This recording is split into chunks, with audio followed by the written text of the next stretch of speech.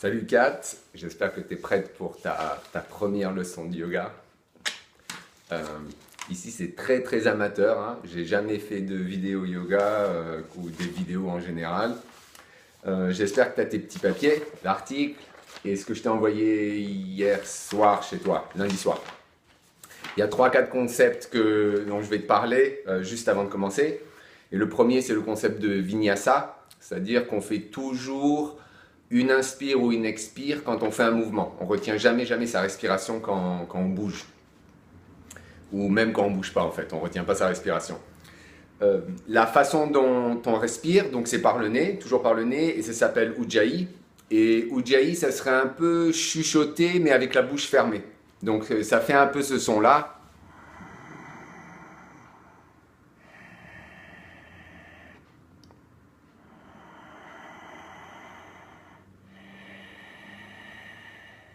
Ce qui est très différent de respirer simplement par le nez. Donc la respiration est beaucoup plus profonde, elle n'est pas nasale en fait. Donc ça viendra avec le temps. Quand je dis avec le temps, peut-être au bout de 2-3 jours, peut-être au bout de 2-3 semaines. J'espère pas plus longtemps. Mais pense à chuchoter et tu fermes la bouche, voilà. Tu chuchotes et tu te tais en même temps. Voilà, donc ça c'est le Ujjayi. Et il y a les bandhas aussi. Donc il y a 3 bandhas, mais je vais en parler que de 2. Il y a le Mula Bandha et le Uddiyana Bandha. Le Mula Bandha, ça serait un petit peu, peut-être que le docteur t'a fait faire ça comme exercice après tes accouchements, quand tu essaies de raffermir le col de l'utérus. Et donc en fait, tu contractes légèrement, hein, mais comme si tu voulais te retenir d'aller aux toilettes un petit peu. Donc c'est ça le Mula Bandha. C'est contracter le muscle, le périnée en fait, qu'il y a entre le vagin et l'anus, ou le scrotum et l'anus, si tu es un homme, bien que tu sois une femme. Voilà. Et le Uddiyana Bandha, c'est simplement garder l'estomac neutre. C'est-à-dire quand tu respires, surtout au niveau de l'inspire, tu veux pas que ton estomac sorte. On ne devrait pas voir bouger le ventre, mais plutôt la cage thoracique. Donc ça va faire un peu comme ça.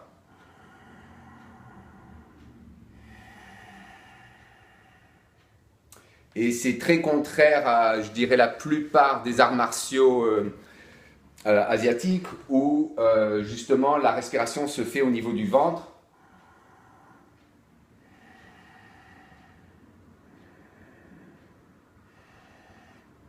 Donc nous c'est complètement l'opposé. L'estomac, le ventre reste neutre. Donc tu ne veux pas forcer, tu veux pas te faire péter une veine, mais en même temps tu veux rester ferme. Et j'ai pas de t-shirt au fait parce qu'il fait chaud, hein, c'est pas parce que je veux montrer mes bouées. Donc je vais commencer par la salutation A. Il y a une salutation A et de l'autre côté il y a la salutation B. Donc la salutation A, si tu la regardes, il y a 9 mouvements en fait. Et chaque mouvement vient avec une inspire et une expire. Et sur le côté, ça te décrit justement quel mouvement a une inspire. En général, c'est assez naturel. C'est-à-dire, si tu vas t'ouvrir un peu plus, eh ben, tu vas prendre une inspire. Et si tu vas te baisser, tu vas prendre une expire. Donc, je vais te montrer une fois la salutation. Comment moi je la fais, et je vais te montrer peut-être des variations pour quelqu'un qui aurait peut-être moins d'expérience que moi. Voilà. Alors on commence toujours en ce qui s'appelle Samastitihi, c'est une position neutre, les pieds ensemble, droit, et on va prendre une inspire, expire, inspire, expire, inspire et expire. Et on va rester 5 respirations comme ça.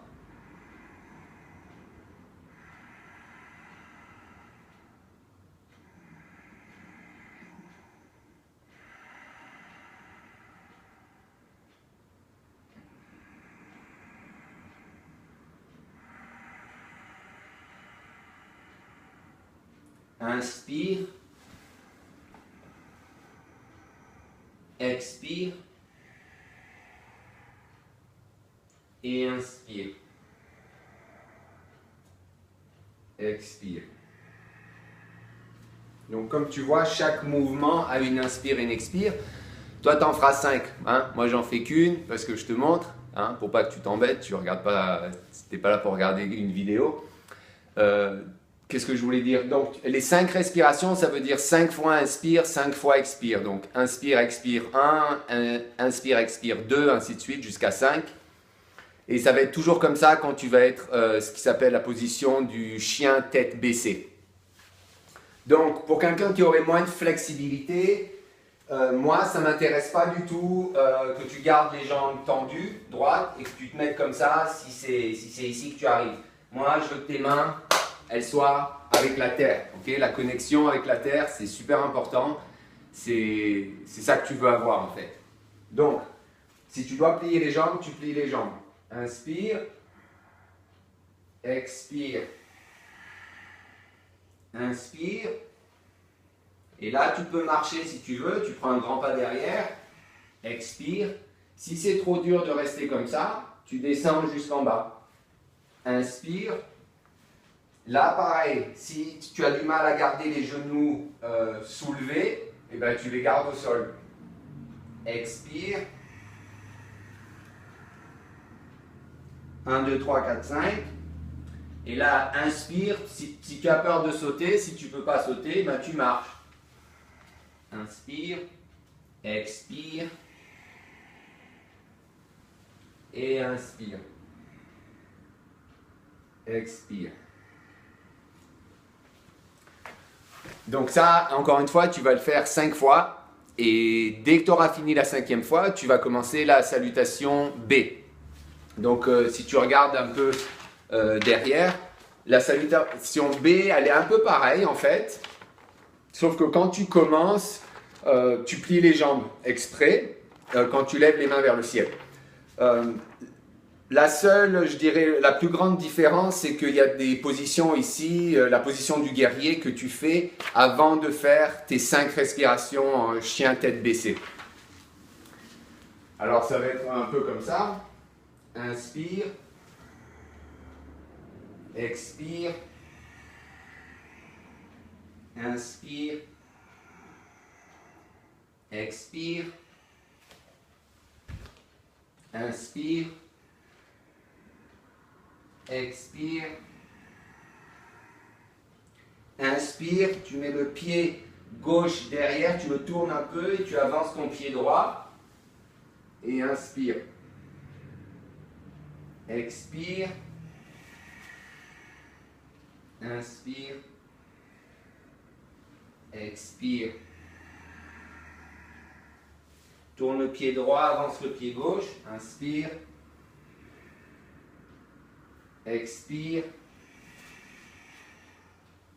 inspire, expire. 5 respirations.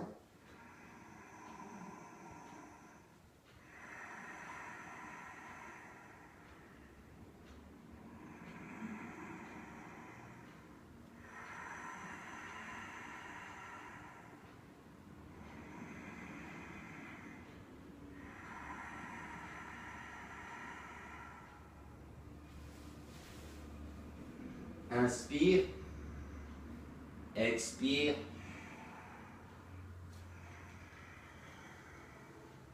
inspire et expire.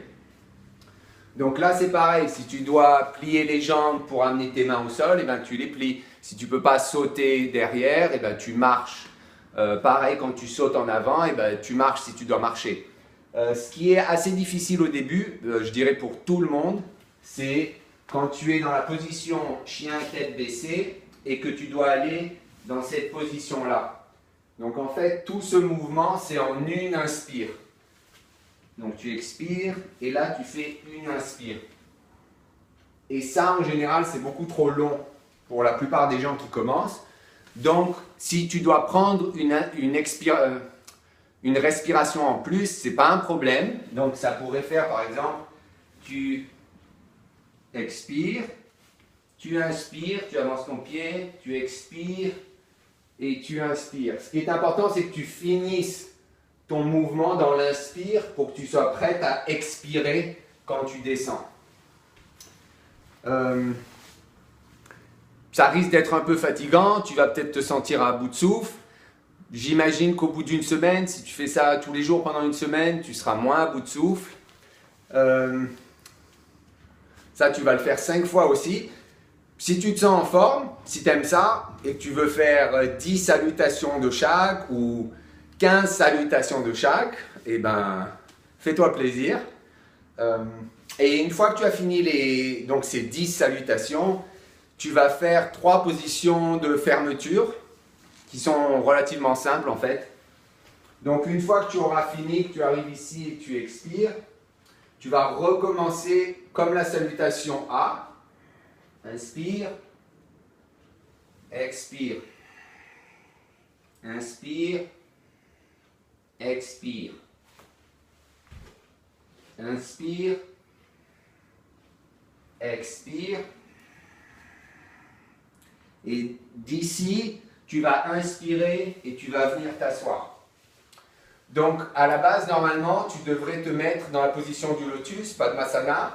Si ça, c'est trop difficile, et je dirais 99% du temps, c'est trop difficile au début, eh ben, tu te mets en tailleur. Si tu arrives à faire ce qu'on appelle la moitié du lotus, où tu as une jambe comme dans la position du lotus, mais l'autre jambe est en dessous, très bien. Sinon, tu te mets tout simplement en tailleur. Et tu attrapes tes coudes, ou le plus proche possible de tes coudes, et tu vas simplement expirer. Tu vas rester 8 respirations comme ça.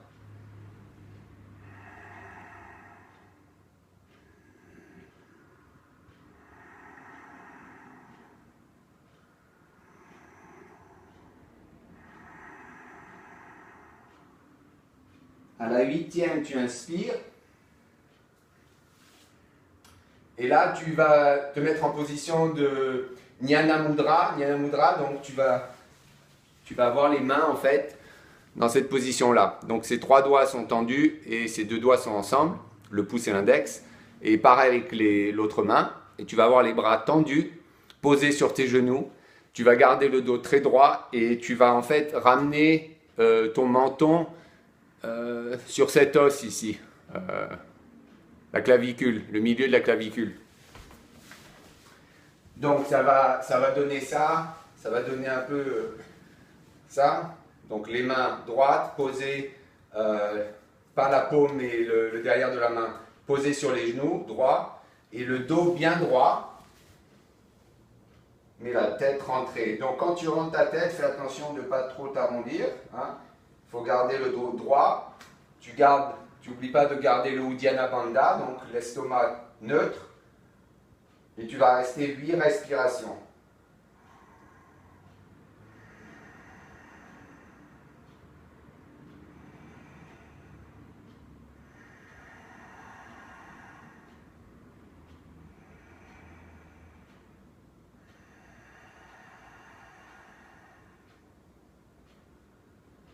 Après tes 8 respirations, tu vas faire la dernière position qui est assez difficile, c'est assez fatigant. Et en fait, tu vas utiliser tes mains pour te soulever. Et tu vas rester 8 respirations comme ça. Donc la plupart des gens n'arrivent pas au début à se soulever. Ils ont l'impression qu'ils ont les bras trop courts, alors qu'en fait, ça vient plutôt des abdominaux. J'ai pas encore rencontré de gens qui avaient les bras trop courts pour ça. Si tu arrives à te mettre en lotus, en fait, c'est beaucoup plus facile parce que tes jambes sont comme nouées et tu n'as pas à utiliser la force de tes jambes pour les soulever, en fait. Ce que je ne voudrais pas voir, c'est que tu utilises tes doigts ou la moitié des mains comme ça pour pouvoir te soulever plus facilement. Toute la paume doit être par terre. Hein. On embrasse la terre, on reste connecté à la terre et de là, tu vas te soulever. Si tu n'arrives pas à te soulever, bah, tu pousses autant que tu peux pour essayer de mettre le moins de poids par terre. Et tu restes 8 respirations comme ça.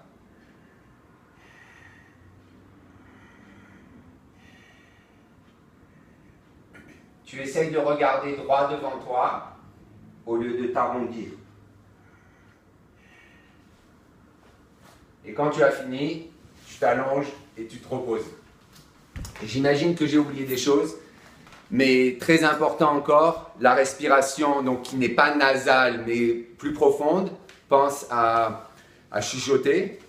Et le Uddiyana Bandha où tu gardes le ventre, tu ne veux pas que la respiration vienne du ventre, tu ne veux pas que ton ventre il bouge, c'est très important. Et ton col de l'utérus, ok? Col de l'utérus, ventre neutre, chuchotement, ok? Et on va rajouter aussi, inspire, expire pour chaque mouvement, c'est très très important. Tu as ici exactement, ça te dit exactement quel mouvement et tu n'inspires si tu as oublié. Okay. Ça va être très intellectuel peut-être la première semaine parce que tu vas calculer quand est-ce que j'inspire, quand est-ce que j'expire, blablabla. C'est normal, c'est pas grave. Tu veux le faire tous les jours justement pour plus que tu aies à intellectualiser la pratique. Plus tu intellectualises, moins tu vas avoir des résultats bénéfiques en fait. Voilà. Donc si tu as des questions, tu me le dis et on se rappelle. À plus, ciao.